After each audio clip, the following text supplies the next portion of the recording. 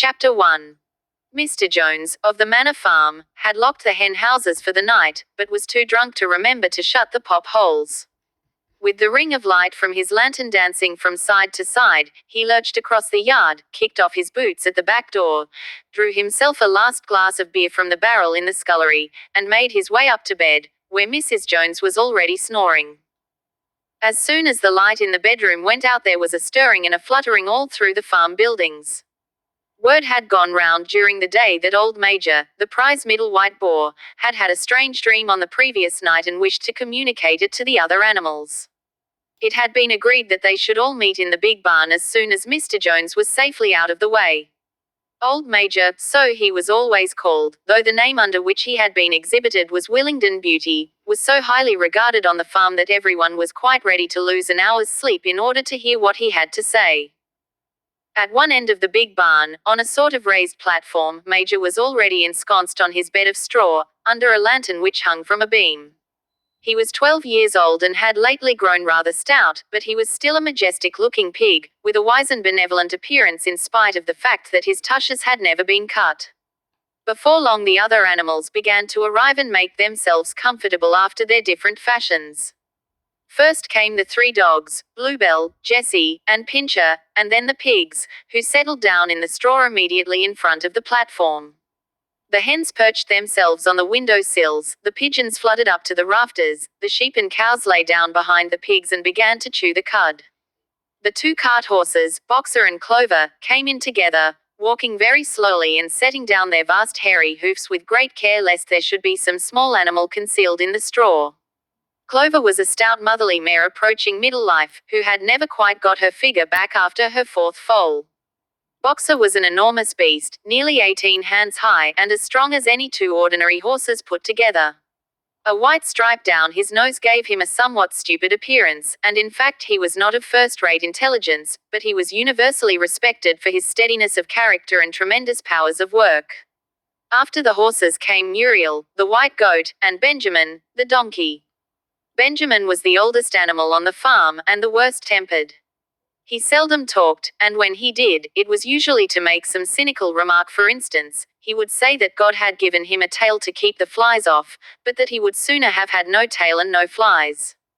Alone among the animals on the farm he never laughed. If asked why, he would say that he saw nothing to laugh at. Nevertheless, without openly admitting it, he was devoted to Boxer. The 2 of them usually spent their Sundays together in the small paddock beyond the orchard, grazing side by side and never speaking.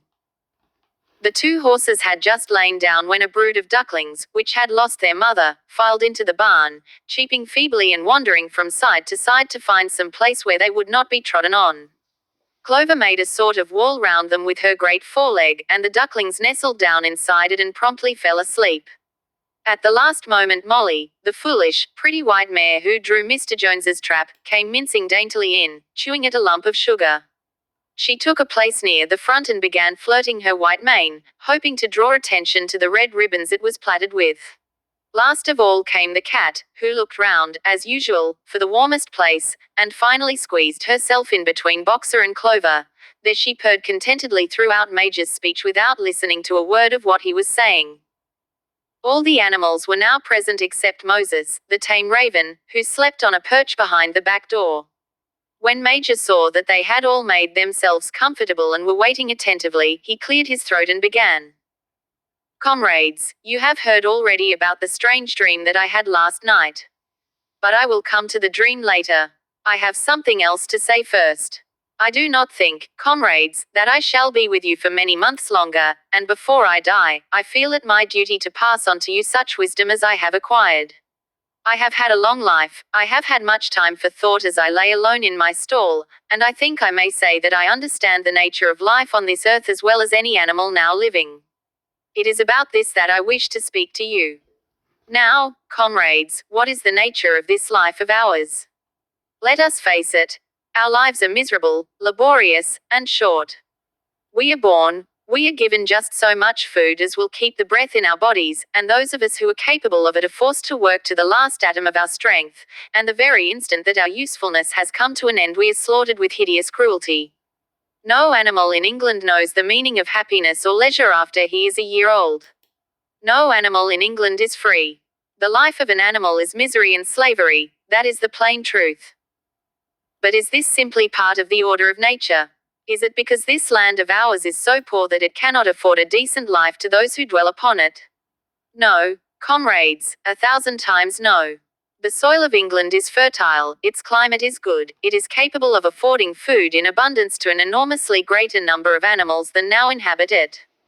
This single farm of ours would support a dozen horses, 20 cows, hundreds of sheep, and all of them living in a comfort and a dignity that are now almost beyond our imagining. Why then do we continue in this miserable condition? Because nearly the whole of the produce of our labor is stolen from us by human beings. There, comrades, is the answer to all our problems. It is summed up in a single word: man. Man is the only real enemy we have. Remove man from the scene, and the root cause of hunger and overwork is abolished forever. Man is the only creature that consumes without producing. He does not give milk, he does not lay eggs, he is too weak to pull the plow, he cannot run fast enough to catch rabbits. Yet he is lord of all the animals. He sets them to work, he gives back to them the bare minimum that will prevent him from starving, and the rest he keeps for himself. Our labor tills the soil, our dung fertilizes it, and yet there is not one of us that owns more than his bare skin. You cows that I see before me, how many thousands of gallons of milk have you given during this last year? And what has happened to that milk which should have been breeding up sturdy calves? Every drop of it has gone down the throats of our enemies. And you hens, how many eggs have you laid in this last year, and how many of those eggs ever hatched into chickens? The rest have all gone to market to bring in money for Jones and his men. And you, Clover, where are those 4 foals you bore, who should have been the support and pleasure of your old age? Each was sold at a year old. You will never see one of them again. In return for your 4 confinements and all your labor in the fields, what have you ever had except your bare rations and a stall? And even the miserable lives we lead are not allowed to reach their natural span. For myself I do not grumble, for I am one of the lucky ones. I am 12 years old and have had over 400 children. Such is the natural life of a pig. But no animal escapes the cruel knife in the end. You young porkers who are sitting in front of me, every one of you will scream your lives out at the block within a year. To that horror we all must come: cows, pigs, hens, sheep, everyone. Even the horses and the dogs have no better fate. You, boxer, the very day that those great muscles of yours lose their power, Jones will sell you to the knacker, who will cut your throat and boil you down for the foxhounds. As for the dogs, when they grow old and toothless, Jones ties a brick round their necks and drowns them in the nearest pond. Is it not crystal clear, then, comrades, that all the evils of this life of ours spring from the tyranny of human beings? Only get rid of man, and the produce of our labor would be our own. Almost overnight we could become rich and free. What then must we do? Why, work night and day, body and soul, for the overthrow of the human race. That is my message to you, comrades: rebellion. I do not know when that rebellion will come, it might be in a week or in 100 years, but I know, as surely as I see this straw beneath my feet, that sooner or later justice will be done. Fix your eyes on that, comrades, throughout the short remainder of your lives. And above all, pass on this message of mine to those who come after you, so that future generations shall carry on the struggle until it is victorious. And remember, comrades, your resolution must never falter. No argument must lead you astray. Never listen when they tell you that man and the animals have a common interest, that the prosperity of the one is the prosperity of the others. It is all lies. Man serves the interests of no creature except himself. And among us animals let there be perfect unity, perfect comradeship in the struggle. All men are enemies. All animals are comrades. At this moment there was a tremendous uproar. While Major was speaking, 4 large rats had crept out of their holes and were sitting on their hindquarters, listening to him. The dogs had suddenly caught sight of them, and it was only by a swift dash for their holes that the rats saved their lives. Major raised his trotter for silence. Comrades, he said, here is a point that must be settled. The wild creatures, such as rats and rabbits, are they our friends or our enemies? Let us put it to the vote. I propose this question to the meeting: are rats comrades?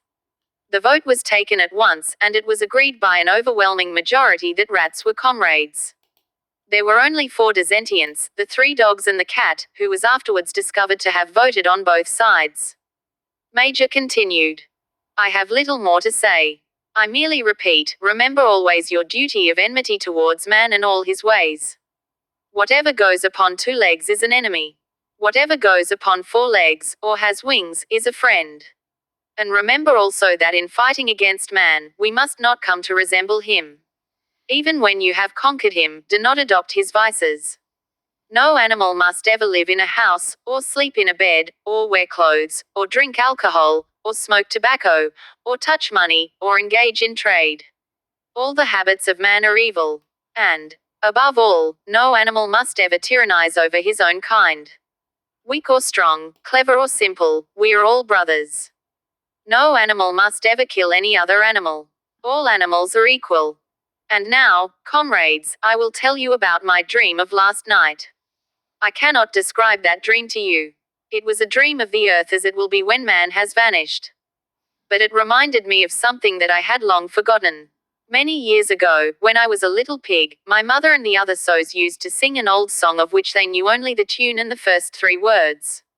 I had known the tune in my infancy, but it had long since passed out of my mind.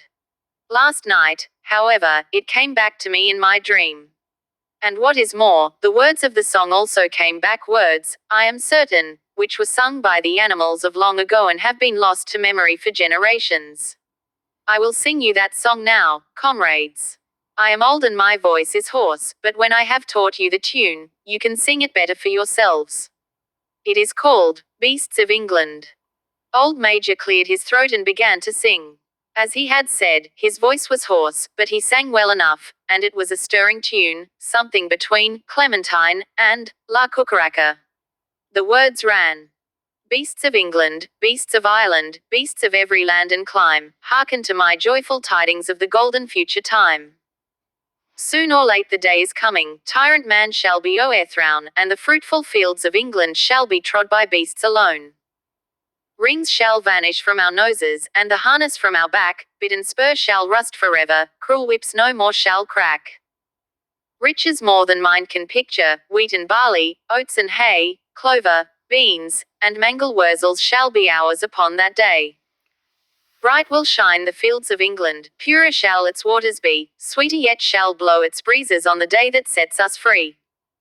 For that day we all must labor, though we die before it break, cows and horses, geese and turkeys, all must toil for freedom's sake. Beasts of England, beasts of Ireland, beasts of every land and clime, hearken well and spread my tidings of the golden future time. The singing of this song threw the animals into the wildest excitement. Almost before Major had reached the end, they had begun singing it for themselves. Even the stupidest of them had already picked up the tune and a few of the words, and as for the clever ones, such as the pigs and dogs, they had the entire song by heart within a few minutes. And then, after a few preliminary tries, the whole farm burst out into Beasts of England in tremendous unison. The cows lowed it, the dogs whined it, the sheep bleated it, the horses whinnied it, the ducks quacked it. They were so delighted with the song that they sang it right through 5 times in succession, and might have continued singing it all night if they had not been interrupted. Unfortunately, the uproar awoke Mr. Jones, who sprang out of bed, making sure that there was a fox in the yard. He seized the gun which always stood in a corner of his bedroom and let fly a charge of number 6 shot into the darkness. The pellets buried themselves in the wall of the barn and the meeting broke up hurriedly. Everyone fled to his own sleeping place. The birds jumped onto their perches, the animals settled down in the straw, and the whole farm was asleep in a moment.